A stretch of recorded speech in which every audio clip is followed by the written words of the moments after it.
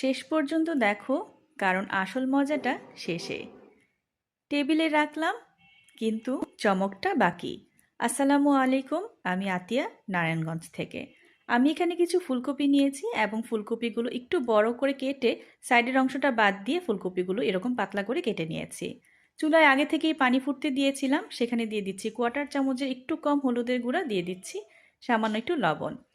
এবার পানিটাকে ভালো মতো মিশিয়ে আগে থেকে কেটে রাখা ফুলকপিগুলো একটু ভাপিয়ে নেব। লক্ষ্য রাখতে হবে ফুলকপি যাতে খুব বেশি সেদ্ধ না হয়ে যায়।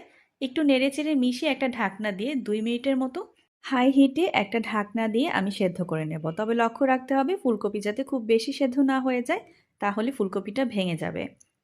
ফুলকপিটা একটু নেড়েচেড়ে দেখে নিচ্ছি সেদ্ধ হয়েছে কিনা। ফুলকপিটা অনেকটাই সেদ্ধ হয়ে গেছে, প্রায় 50%-এর মতো ফুলকপি আমি সেদ্ধ করে নিয়েছি। এবার সবগুলো পানি ঝরিয়ে তুলে নিচ্ছি। এখন চলে যাব ফুলকপিটাকে কোট করার জন্য। তবে তার সাথে কিছু গুঁড়া মশলা এখানে ব্যবহার করতে হবে। এখানে আমি কিছু মশলা নিয়ে নিয়েছি। এখানে নিয়েছি কর্নফ্লাওয়ার। এখানে আমি কর্নফ্লাওয়ার ব্যবহার করছি 1 টেবিল চামচ। সামান্য একটু পানি দিয়ে কর্নফ্লাওয়ারটাকে গুলে নেব। কর্নফ্লাওয়ারটাকে গুলে আমি সাইডে রেখে দিচ্ছি। এখন ফুলকপির মধ্যে কিছু মশলা যাবে। এখানে নিয়েছি লাল মরিচের গুঁড়া 1/2 চা চামচ পরিমাণ, নিয়েছি নুডলসের মশলা 1 প্যাকেট, দিয়েছি লবণ সামান্য পরিমাণ বা পরিমাণ মতো।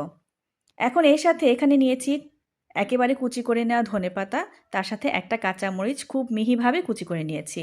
সবগুলো উপকরণ ফুলকপির সাথে ভালো মতো একটু নেড়েচেড়ে মিশিয়ে নিচ্ছি। এবার আগে থেকে যে কর্নফ্লাওয়ারটা গুলে রেখেছিলাম সেই কর্নফ্লাওয়ারটা ফুলকপির ওপরে দিয়ে দিচ্ছি। এই পর্যায়ে আপনারা এখানে একটা ডিম ব্যবহার করতে পারেন, তবে আমি আজকে কর্নফ্লাওয়ার দিয়ে করছি। এই পর্যায়ে মনে হচ্ছে কর্নফ্লাওয়ারের গোলাটা একটু পাতলা হয়ে গেছে, তাই সামান্য একটু ময়দা আমি কর্নফ্লাওয়ারের সাথে মিক্সড করে মিশিয়ে নিচ্ছি। এতে করে ফুলকপিটা ভালো মতো কোট হয়ে যাচ্ছে এবং ব্রেড ক্রাম্ব লাগাতেও সুবিধা হবে। সবগুলো ভালো মতো ফুলকপির গায়ে লাগিয়ে নিচ্ছি। যখন এভাবে সবগুলো মিশিয়ে নেওয়া হয়ে যাবে, এই পর্যায়ে নিয়ে নিয়েছি ব্রেড ক্রাম্ব, যেটা আমি আগে থেকেই ঘরে তৈরি করে রেখেছিলাম। এবার একটা একটা ফুলকপি নিয়ে ব্রেড ক্রাম্বের ওপর ভালো মতো কোট করে নিতে হবে। একটু চেপে চেপে ব্রেড ক্রাম্বগুলো বসিয়ে দিতে হবে, যাতে করে ফুলকপির গায়ে ব্রেড ক্রাম্বগুলো ভালো মতো লেগে যায়, আর কোনো অংশ যাতে খালি না থাকে সেদিকটাও লক্ষ্য রাখতে হবে।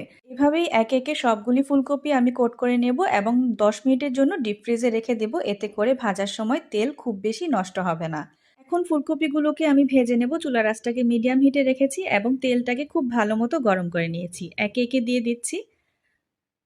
ফুলকপিগুলো দিয়ে চুলার আঁচটাকে মিডিয়াম হিটে করে নিয়ে ফুলকপিগুলো ভাজতে হবে। এতে করে ভিতর পর্যন্ত ক্রাঞ্চি হবে, খেতে ভালো লাগবে। এবং ফুলকপির যে অর্ধেকটা সেদ্ধ করেছিলাম, বাকি অংশটাও এই ভাজার মধ্যেই সেদ্ধ হয়ে যাবে।